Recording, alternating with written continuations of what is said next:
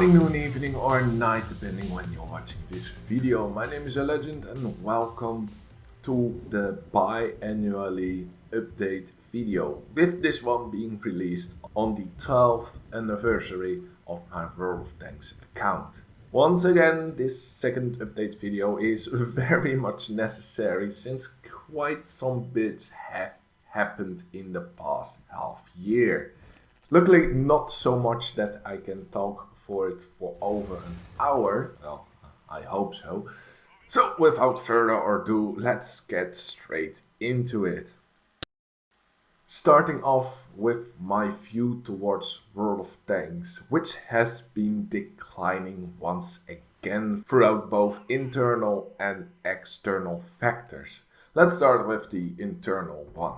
The new tank releases, specifically the ones in the tiered loot boxes. So we've all noticed the tiered loot boxes and the whole drama that was a byproduct of it, of the way they were released. Several community contributors even boycotted the event by not uploading videos about the tanks until after the event, until you couldn't buy those boxes anymore. Ayuxin even got booted out of the CC program. Now the reasons why can differ depending on what sources you follow, but the most important thing that it was handled in quite a shady and sussy way by Wargaming, quite similar how they did with Sir Force many years ago. It just seems that Wargaming still hasn't learned how to handle community backlashes, and if even a tiny portion of monetization gets threatened, they throw out all the nukes they have to quote-unquote end conflicting parties. I have said before that as long as the contents of these cash grabs like loot boxes, assembly shops and auctions aren't overpowered or meta breaking, it is fair enough to monetize the game that way. However, when it becomes pretty much the way to release the majority of new content, new top tier tanks, it's really starting to get annoying. Just take a moment to realize that so far in 2025 we got 24 new high tier vehicles. Only 4 of them, which is only 17%, are obtainable for free. And 3 out of those 4 are part of the new British twin-barreled heavy tank line, which ends in the can opener. It also is a bit of a meta-breaking tank. Only next to that you got the Stinger from the Onslaught game mode. That is pretty much a reskinned T-57 Heavy. Furthermore, you had also some Battle Pass tanks, the Char Murad, IMT and TS6. But I thought that those were free as well, but then I checked out those Battle Passes and you actually have to buy the improved pass to actually get the tank, instead of just grinding out a single line and getting the tank that way.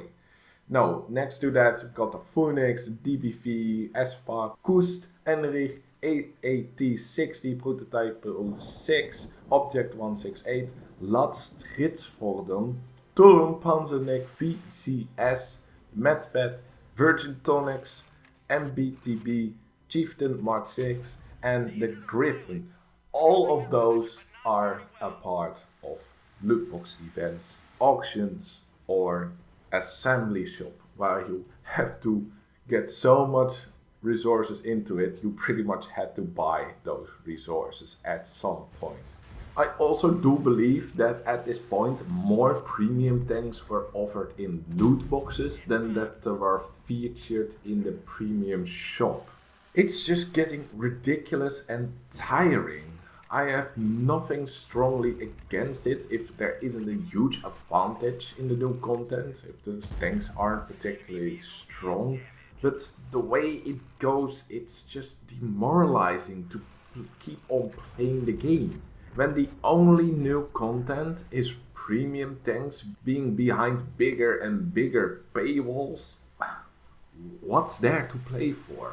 Because there's no new personal campaign, there's no newly created maps, just major redesign. And okay, it is an okay solution to improve onto those maps with different variations, but it's not good for novelty because you pretty much recycle the same map. There's no continuation of the Tour of Duty with new tank content. The only salvation somewhat are the new tech trees, but even those are mostly disappointing, either too overpowered or too infrequent depending on your view. By this point, a completely new nation should be introduced, or even a new tank class to spice things up again. The only thing I'm somewhat looking forward to obtain in-game is the Caro de Compartimento 45 through the Tour of Duty and the next tier 10 through Onslaught. But there's always the probability that it is another skinned version of an existing tier 10 that I already own. I thought having the Stinger could function as my new T57 Heavy, and I can sell my T57 Heavy to get a more proficient crew, which can also change up and fit into another American heavy tank line that I plan to finish up, which is the WoT line.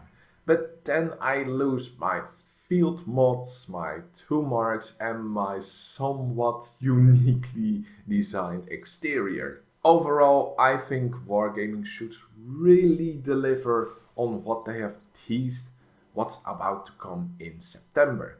Because after I finish up Tour of Duty, see that the next Onslaught tank is also a reskinned tank that I have. And I still feel not in for trying hard to finish the final few missions for me to get the Object 279E.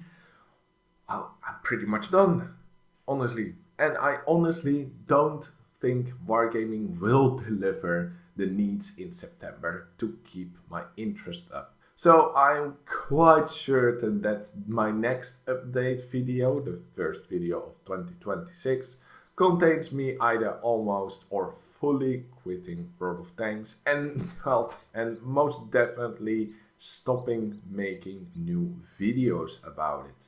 Because that is also a big part concerning the whole tiered loot boxes drama, in which a certain reason was really, eye-opening for me. Because the reason for some of the community contributors to not make videos about those tanks just at all, or not receiving them to test them out or play them at all, is because every type of content they make is a form for marketing towards a cause that they are strongly against, which is just pure on gambling on a whole new level. But for my feeling, that mentality, that reason, can be really extended much further. I am really second guessing making additional videos about a game that I am not standing behind anymore, not really enjoying that much anymore, and just don't want to entice even a couple of viewers that might stumble upon my videos and think, oh well, let's try out this game, because it's just not worth it anymore. However, that is my mental strain towards World of Tanks, but this time around there was also a physical strain, which gets us to my life. So, living on my own for a while now, and I have to say, most of it is a pretty great experience. My own rules, my own rhythms, and more of a planned out quality time with family who I now more or less see on a weekly basis instead of a daily basis, which really improves into the whole catching up into each other, just having more in-depth talks with each other, and just connecting on a different level with higher quality, just all that. However, the small part, around like 10-15% that doesn't go well, is so fucking exhausting. If things are going wrong, it's such a chore to fix it by yourself. Even though it's a small portion of my experience, it is continuously present in some form, mainly regarding my internet services. I am sure that Odido is the worst internet provider in the Netherlands when it comes to customer service and problem solving. I cannot speak for everyone and say that you all should avoid Odido at any cost.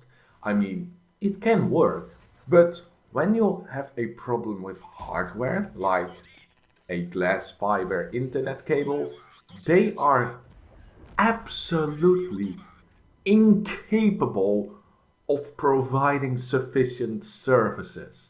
So back in the end of January, one of my neighbors, few apartments below me, had a new glass fiber cable being installed in his apartment. The mechanics, however, mistakenly thought that the cable going towards my apartment was the one they need. So they yanked it so hard that they broke off the cable all the way up inside of my cable box in my living room. So I came home with no internet connection at all and no easy way to restore it since my broken cable had presumably fallen all the way to the ground 3 levels below.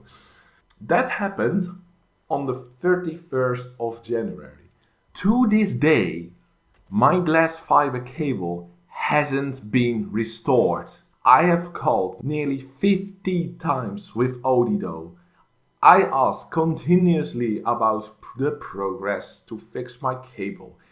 It hasn't happened in fucking 6 months now. Also, the calls were so annoying as well. Like, continuously being put on wait, one time even for over 30 minutes, transferred from department to department to department, and getting nearly no follow up to keep me up to date.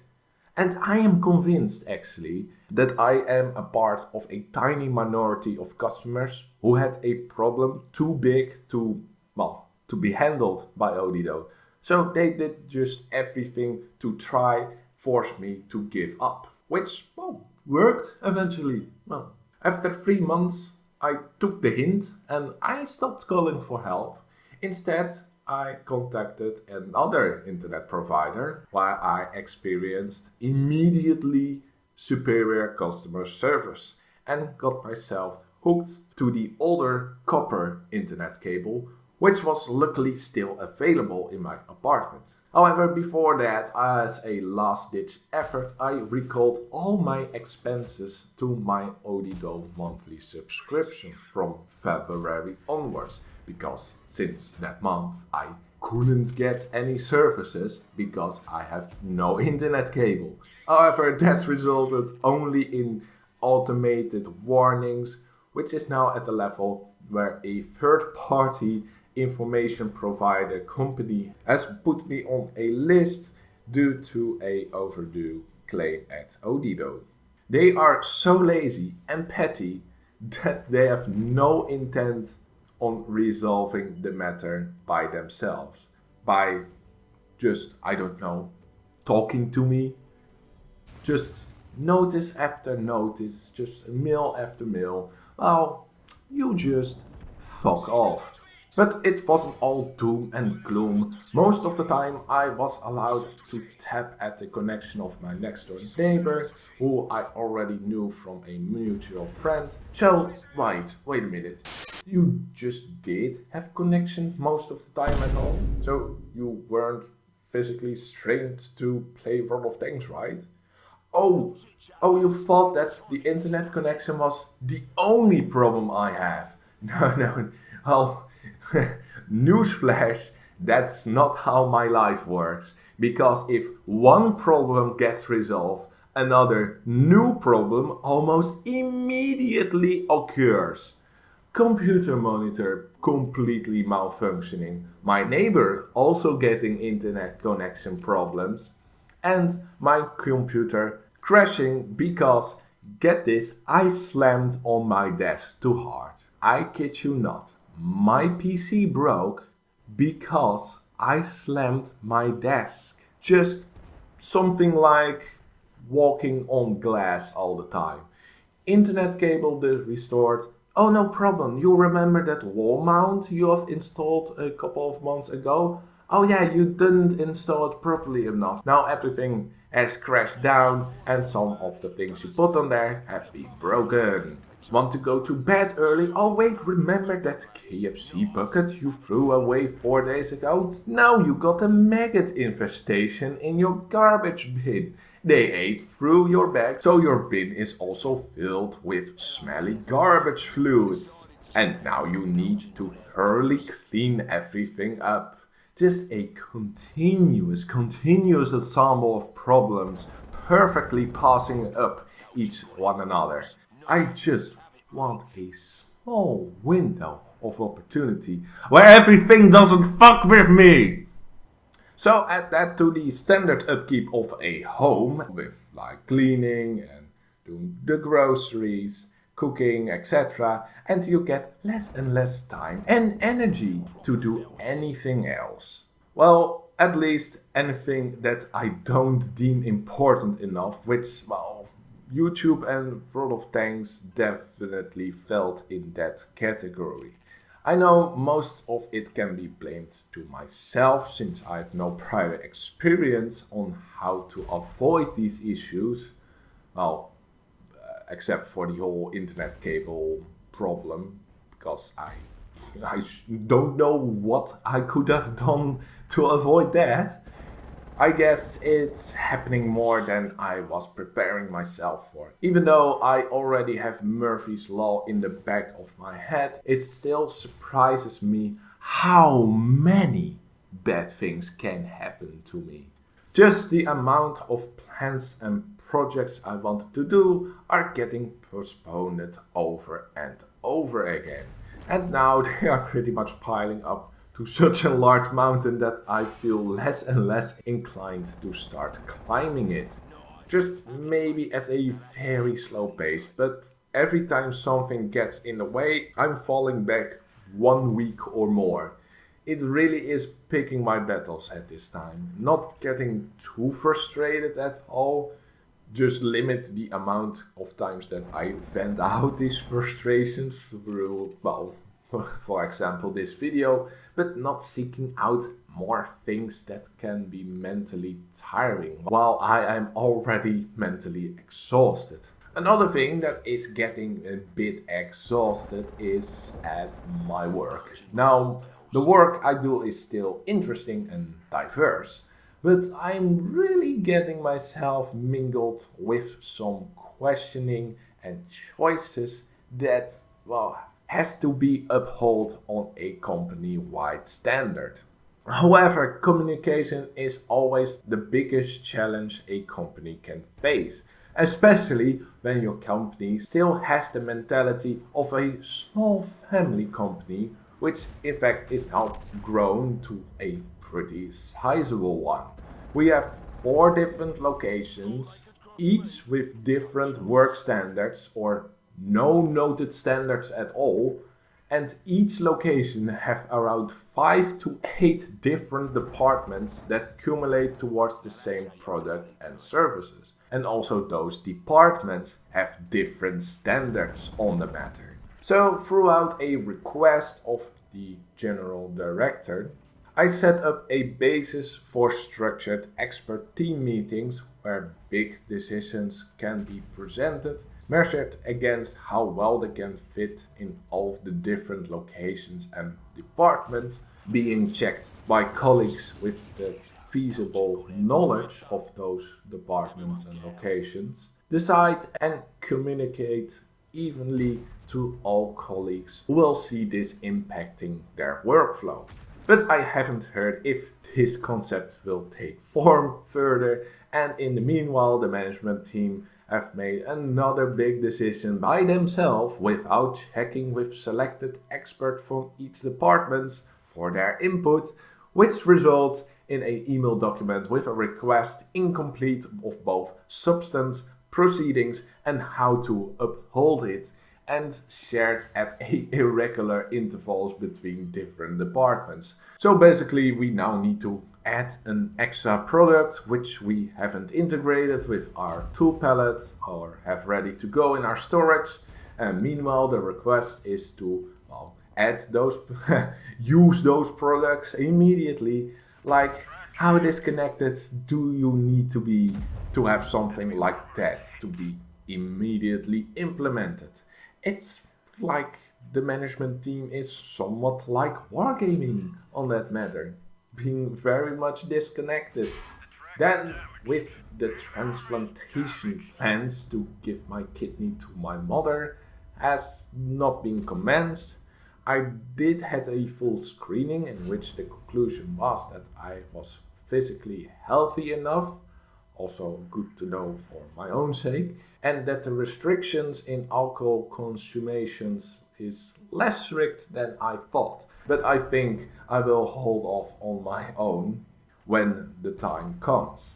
Keeping it to absolutely like one beer a week at most when I am in company or visiting somewhere for celebrations. So before, my mother was quite hesitant to let me even consider giving my kidney, but after she got to know that her kidney dilation isn't really a good thing on the long term, we will have more appointments to discuss how to continue. Also, my last two grandparents, their health also got noticeably worse, and a friend couple of mine had a pregnancy terminated due to many faults in brain of the fetus, which had resulted in many intense mental disabilities.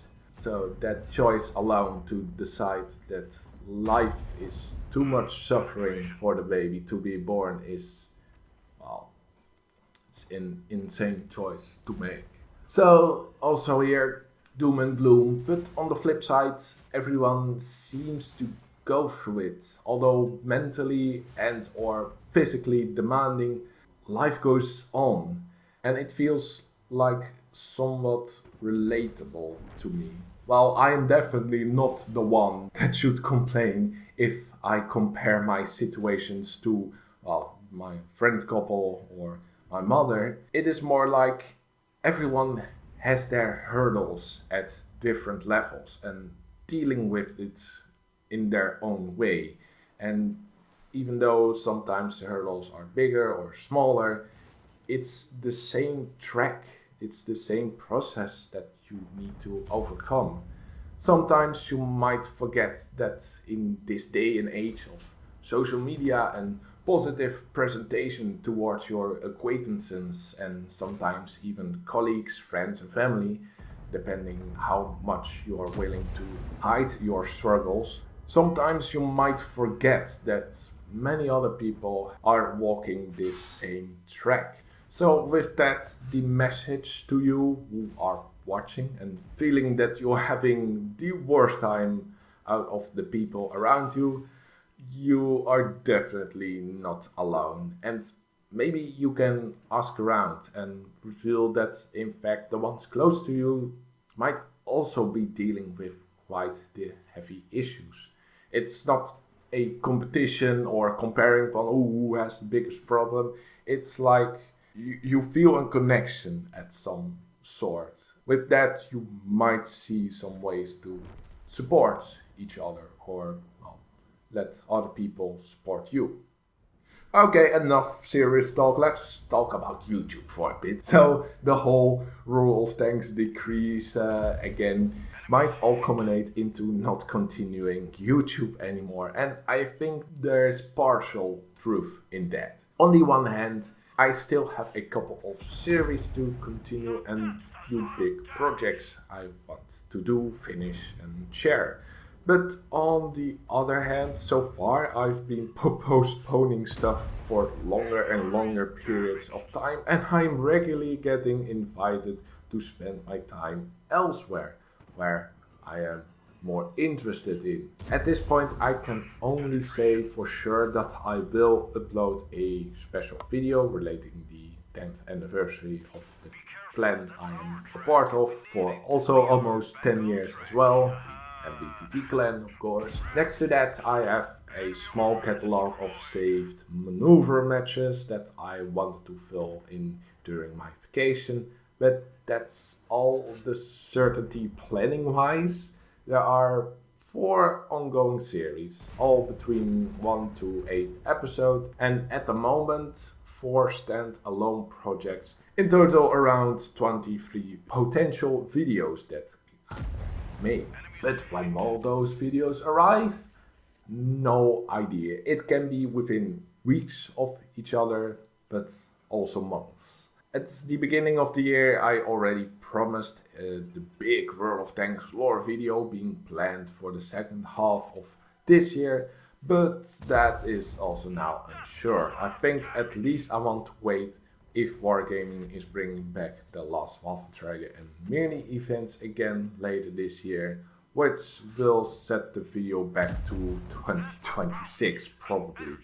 I really want to get myself doing at least a couple of hours of time on video making in a week, but even that can be an high ask during some of my busier weeks. So with that, I've said pretty much everything I wanted to say so far, and well, I've talked still around half an hour, so I think it is long enough. So I will see you with the next update at the beginning of 2026, unless something really detrimental happens.